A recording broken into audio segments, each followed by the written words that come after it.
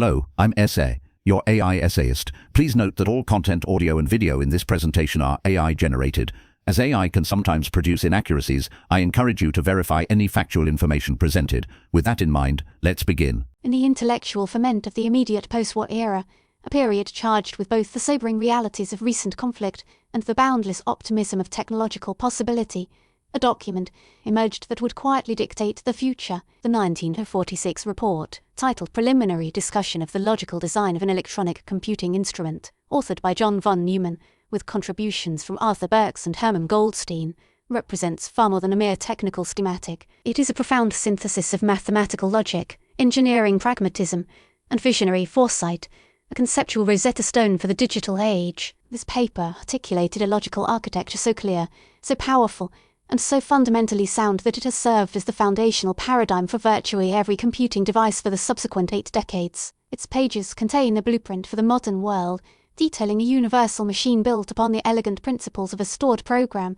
a centralized processing unit, and a unified memory, establishing an intellectual framework whose influence is both pervasive and unparalleled. The genesis of this seminal work lies in the crucible of wartime necessity and the perceived limitations of its most impressive product, the electronic numerical integrator and computer, or ENIAC. While a marvel of engineering capable of performing calculations at speeds previously unimaginable, the ENIAC was a machine of circumscribed intelligence. Its programming was a Herculean task of physical labor, a painstaking process of manually setting the switches and routing cables on massive plug boards. Each new problem required a complete physical reconfiguration, transforming its programmers into high-tech telephone operators. This cumbersome reality exposed a deep conceptual bottleneck, the separation of the machine's instructions from its data. The solution demanded a design where the instructions themselves could be treated as data, a fluid set of commands that could be stored, accessed, and modified with the same electronic speed as the numbers they manipulated. This challenge provided the immediate impetus for the report, which was itself an outgrowth of planning for ENIAC's successor, the EDVAC. The intellectual soil, however, had been tilled by earlier, more abstract explorations. Alan Turing's 1936 paper on computable numbers, with an application to the enshadings problem, had provided the theoretical bedrock. Turing's abstract machine, a universal device capable of simulating any other computing machine by reading instructions from an infinite tape, furnished the essential concept of a programmable, all-purpose computer. Von Neumann, a figure of immense intellectual breadth who moved freely between pure mathematics and applied physics, was intimately familiar with Turing's work and recognized its profound implications for practical machine design. A further piece of the puzzle came from an unexpected quarter theoretical neurobiology, the 1943 paper by McCulloch and Pitts, A Logical Calculus of the Ideas Immanent in Nervous Activity, demonstrated how interconnected networks of simple, binary neurons could perform complex logical operations. This provided a powerful biological analogy and a formal justification for constructing a thinking machine from simple, two-state electronic components like vacuum tubes, reinforcing the inherent efficiency and reliability of a binary, or base 2, system for electronic computation. The report's enduring genius is its articulation of a computer's logical anatomy, breaking the machine down into 5 core conceptual organs, independent of any specific physical technology. This abstraction is the key to its longevity. The first of these is the central arithmetical part, or CAR, the organ responsible for the fundamental operations of arithmetic. This is the computational heart of the machine, what we today call the arithmetic logic unit, or ALU, designed to perform addition,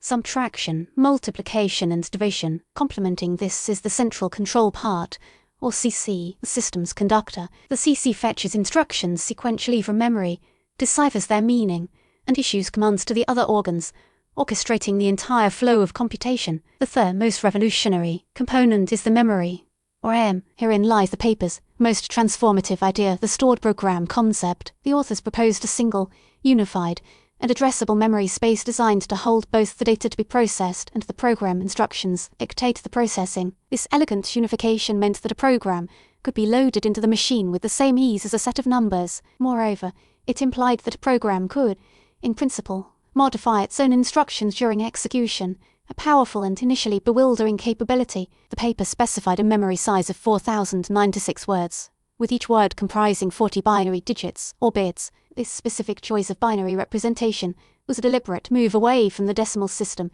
used in earlier calculators and ENIAC. The authors argued with compelling clarity that electronic components naturally operate in discrete, binary states such as a switch being open or closed, or a vacuum tube conducting or failing to conduct, constructing reliable circuits to handle 10 distinct voltage levels for a decimal system was an engineering nightmare. Building them for 2 states was vastly simpler and more robust. The final 2 organs, the input, I, and the output, O, formed the machine's connection to the human world, providing mechanisms for loading programs and data and for retrieving the results of a computation. The paper further detailed a sophisticated instruction set, including data transfer operations between the memory and the CA, arithmetic commands, and, critically, conditional control transfers. These conditional transfers, the ancestors of the modern if-and statement, allowed the machine to alter its sequence of operations based on the results of previous calculations, such as checking whether a number in the accumulator was positive or negative. This capacity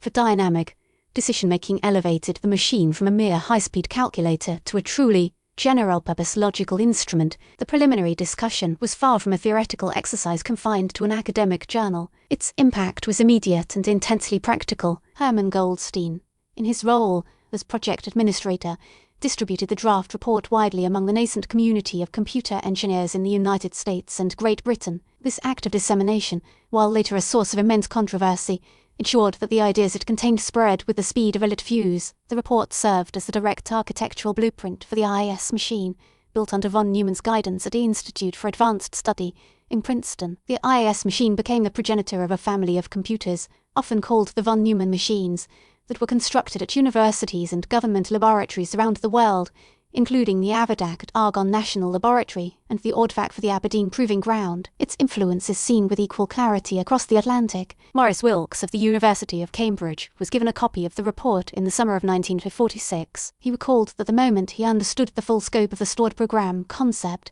he recognized that this was the future of computing. Wilkes and his team immediately began designing the electronic delay storage automatic calculator, WWII, which in May 1949 became the first fully functional and practical stored program electronic computer to enter regular service. The paper also profoundly shaped the commercial computing landscape.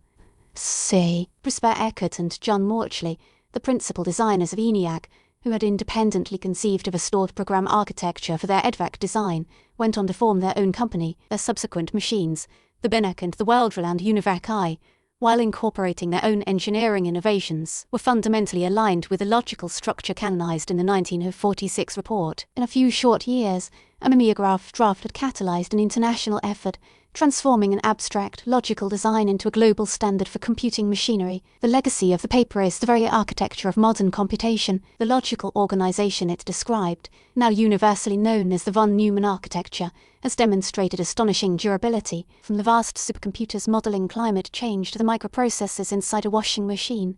The fundamental design remains a central processing unit fetching instructions and data from a single, shared memory. Yet this elegant design carries an inherent limitation, a feature that has become more pronounced as the speed of processors has dramatically outpaced the speed of memory access. This structural choke point, termed the von Neumann bottleneck, is the single communications path between the CPU and main memory, which can become saturated with traffic, forcing the high-speed processor to wait for data or instructions. This has spurred the development of alternative architectures, such as the Harvard architecture, with its separate memory pathways for instructions and data, and more radical departures like data flow and massively parallel systems. These alternatives, however, are often specialized solutions. The simplicity and generality of the von Neumann model have secured its dominance. The history of the report is also shadowed by a persistent and bitter controversy over authorship and credit. The draft was distributed with only von Neumann's name on the title page, a decision that effectively placed the stored program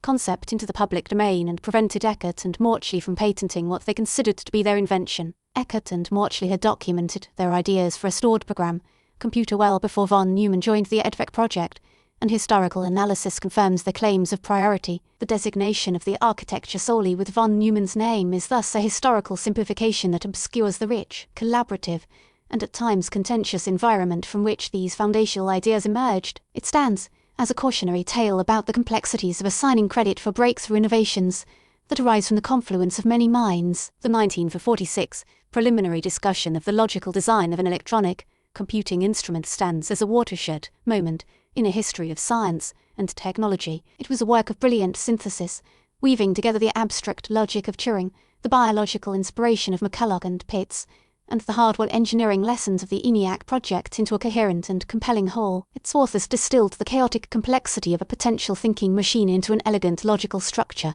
a set of organizing principles, so clear and powerful that they gave birth to a technological revolution. The report's true masterstroke was its abstraction, a focus on the logical organization of computation that transcended the specific hardware of its day. By separating the idea of the computer from the physical reality of vacuum tubes and mercury delay lines, von Neumann, Burks, and Goldstine created a conceptual framework of immense reach and longevity. This framework provided the stable intellectual scaffolding upon which the entire edifice of the digital world has been built. The document is more than a historical artifact, it is the enduring source code for the modern era, a testament to the world-altering power of a single, perfectly articulated idea. We really appreciate you tuning in to this AI-powered presentation. Our goal is to push the boundaries of AI in content creation, and your input is invaluable. If there's a particular subject you'd like to see us tackle next, or if you have suggestions on how we could fine-tune our AI's creative prompts, please don't hesitate to leave your ideas in the comments section. We're excited to bring you more unique content very soon.